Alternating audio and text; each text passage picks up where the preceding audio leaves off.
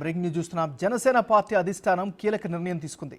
తమ పార్టీ నుంచి శాసనసభకు ఎన్నికైన 21 మంది ఎమ్మెల్యేలకు శిక్షణా తరగతులు నిర్వహించాలని నిర్ణయించుకుంది. ఈ నేపథ్యంలో ఈరోజు ఎమ్మెల్యేలతో అధినేత పవన్ కళ్యాణ్ భేటీ అవుతారు. తన కార్యాలయంలోనే సభ్యులకు క్లాసులు నిర్వహించనున్నారు. అసెంబ్లీ సంప్రదాయాలు, రూల్స్పై మాజీ స్పీకర్ మంత్రి నాదెండ్ల మనోహర్, గతంలో డిప్యూటీ స్పీకర్గా పనిచేసిన మండలి బుద్ధప్రసాద్ జనసేన ఎమ్మెల్యేలకు శిక్షణ ఇవ్వనున్నట్లు తెలుస్తోంది.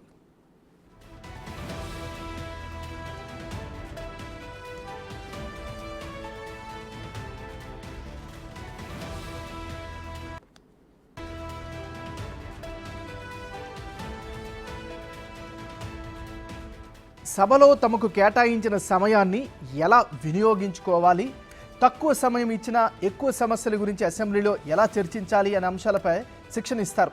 నియోజకవర్గ సమస్యలలో ప్రాధాన్యతలపై మంత్రి నాదెండ్ల మనోహర్ కొత్త సభ్యులకు అవగాహన కల్పిస్తారు.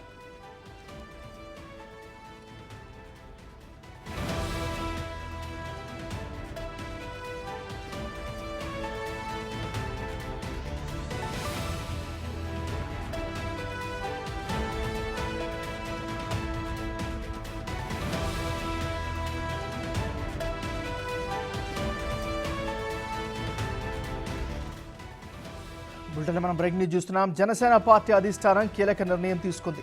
తమ పార్టీ నుంచి శాసనసభకు ఎన్నికైన 21 మంది ఎమ్మెల్యేలకు శిక్షణా తరగతులు నిర్వహించాలని నిర్ణయించుకుంది.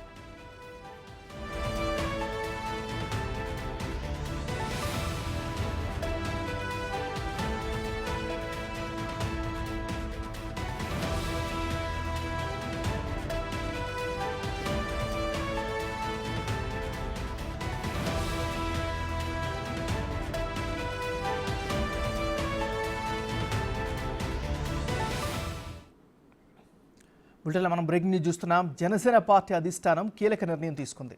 తమ పార్టీ నుంచి శాసనసభకు ఎన్నికైన 21 మంది ఎమ్మెల్యేలకు శిక్షణా తరగతులు నిర్వహించాలని నిర్ణయించింది.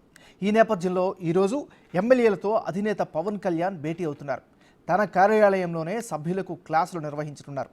ఇక ఇదే అంశానికి సంబంధించి మరింత తాజా సమాచారాన్ని మా రిపోర్టర్ మల్లికార్జున్ అందిస్తారు. మల్లికార్జున్, చెప్పండి, ఈ శిక్షణా తరగతులకు సంబంధించినటువంటి అప్డేట్స్ ఏంటి?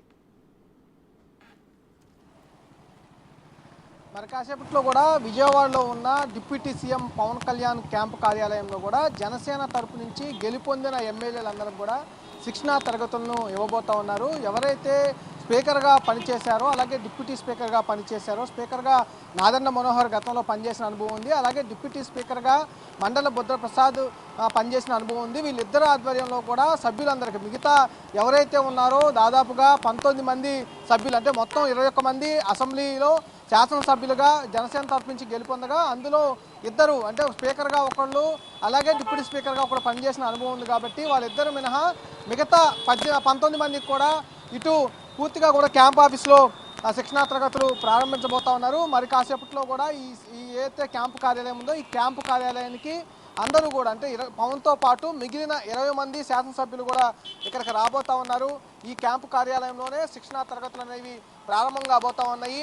ప్రధానంగా శాసనసభలో సభ్యులు ఎలా ఉండాలి, ఎలాంటి సాంప్రదాయాలు కొనసాగించాలి, ఏ రూల్స్ ఫాలో అవ్వాలి, దాంతో పాటుగా నియోజకవర్గంలో ఉన్న సమస్యలు ఏ విధంగా శాసనసభ ముందుకు తీసుకురావాలి, అలాగే శాసనసభ వేదికగా కూడా వాళ్ళ నియోజకవర్గానికి కావాల్సిన ఫండ్ కానీ, అలాగే అభివృద్ధి కార్యక్రమాలు కానీ, సమస్యలు తీర్చుకునే విధానం కానీ అన్నిటిపై కూడా సుదీర్ఘంగా ఇక్కడ శిక్షణా తరగతులు అయితే ఇవ్వబోతా ఉన్నారు. దాదాపుగా మనం జనసేనలో 21 శాసన సభ్యులను చూసుకుంటే అందులో దాదాపుగా 13 నుంచి 15 మంది కొత్త సభ్యులు జనసేన తరపు నుంచి ఎన్నికవడం జరిగింది. మిగతా సభ్యుల్లో ఎమ్మెల్యేలుగా పనిచేసిన అనుభవం ఉంది, అలాగే శాసన మండలిలో పనిచేసిన, అంటే ఎమ్మెల్సీలుగా పనిచేసిన అనుభవం ఉంది. కాబట్టి మిగిలిన కొత్త వారు ఎవరైతే ఉన్నారో 13 మంది నుంచి 15 మంది సభ్యులు ఉన్నారు.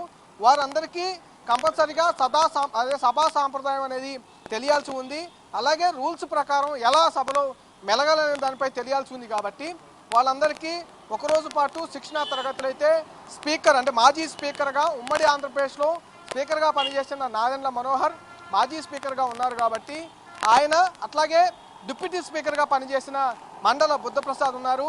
అవనగడ్డ నుంచి జనసేన తరపు నుంచి ఆయన ఎమ్మెల్యేగా గెలుపొందడం జరిగింది. ఆయన వీళ్ళిద్దరూ కూడా ఇటు సభ్యులకి శిక్షణ తరగతులు నిర్వహించబోతా ఉన్నారు. గతంలో అసెంబ్లీ సమావేశాలు ఎలా జరిగేవి, ఇప్పుడు సిచ్యువేషన్లో ఎలా జరుగుతున్నాయి అనే అంశంపై కూడా వారికి వివరించబోతా ఉన్నారు.